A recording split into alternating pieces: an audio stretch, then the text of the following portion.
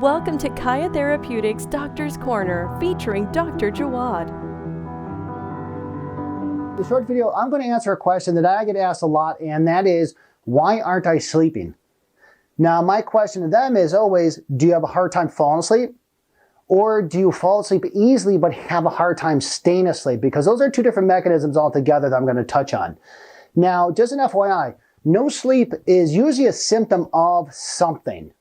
Okay, and I'm just going to go over three symptoms that I run into a lot with my patients that are not sleeping. Now, the number one, cortisol.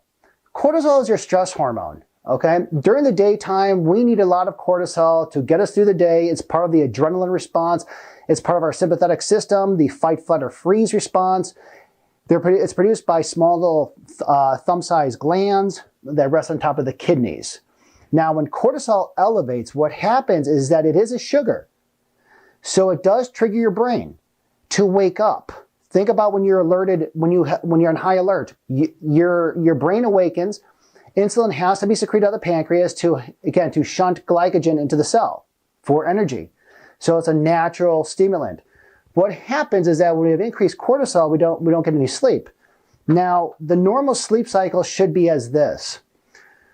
7 a.m., I'm just using 7 a.m. as an example. We have high cortisol first thing in the morning. We have low melatonin. Now, I did another video about melatonin. Melatonin is our sleep hormone produced in the pineal gland. So it's high first thing in the morning, cortisol, and melatonin is low.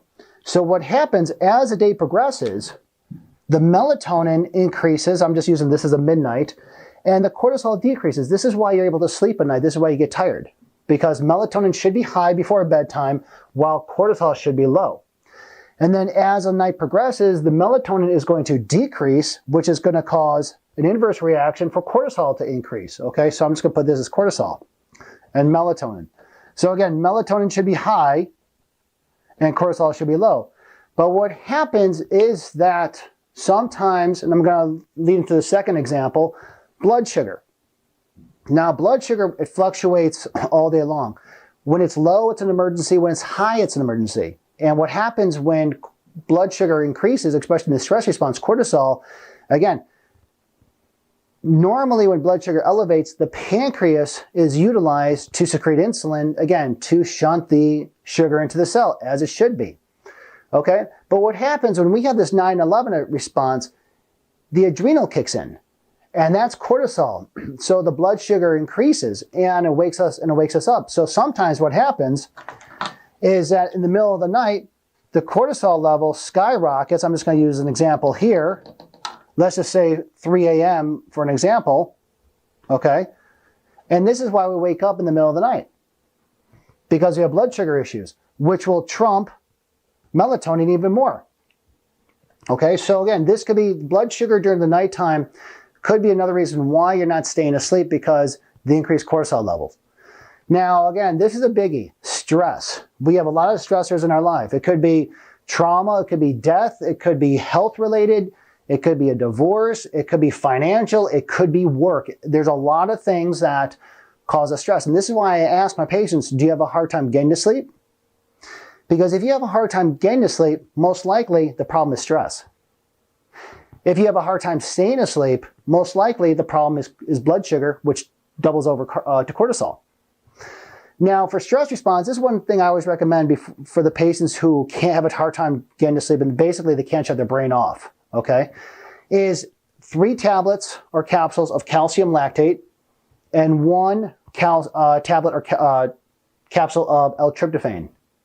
This will help slow down the body, calm down the body. Take that before bedtime. Take that about a half an hour to an hour before bedtime. And usually this helps my patients that I recommend this to. Okay, so with all this going on, now again, here's a solution. One of the things I always recommend is meditation. Now, meditation is very hard to do if you're not used to it. And I always recommend, just to start off, 10 minutes in the morning, just sit by yourself, just kind of relax. Okay, think about the day. And also, 10 minutes at nighttime, usually like after work, whether it be sitting in your car, sitting in your favorite chair, or even taking a walk, something that you could do to help calm down the body. It will help dramatically. Also too, this leads into the blood sugar issues. Eliminate carbs. eliminate the carbs before bedtime, because anytime you have a carbohydrate, you release the insulin from the pancreas. And this is where you get fluctuating blood sugar issues. So eliminate carbs, and if you need something before bedtime to help calm you down, a good amount of like fat, like in avocados, just for example. When you eat fat, you do not release insulin, okay? Eating fat will actually stimulate the hypothalamus gland to keep you satiated, so you're able to calm yourself down at night. Because remember, the brain is about 75% fat, so it's utilized more effectively. Stress, we're all stressed out, and you know, it's really, to be honest with you, there's no shame in talk therapy, okay? Talk therapy is very, very helpful. It's very, very beneficial. And talking to either somebody who has I always recommend talking to somebody who has a very non-biased opinion, like a stranger, like a therapist, or a priest, somebody who doesn't know you, who could give you really good sound advice if that's what you're looking for, or if you just need somebody to talk to, just to listen, okay? So supplements I always recommend before bedtime. This always helps as well. Magnesium, chelated magnesium. This helps calm the brain as well. Anywhere from you want to start off at 400 milligrams to 500 milligrams before bedtime.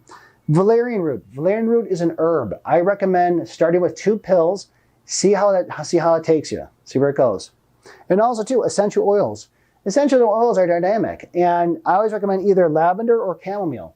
It's an oil. Just either, put some on your hand, put some on the back of your neck, put some on your face, or else put some around the pillow, because that's going to help calm down the brain as well, so you can sleep better. All right. So again, sleeping problems, it's a big issue. It's hard to address, either cortisol, blood sugar, or stress levels.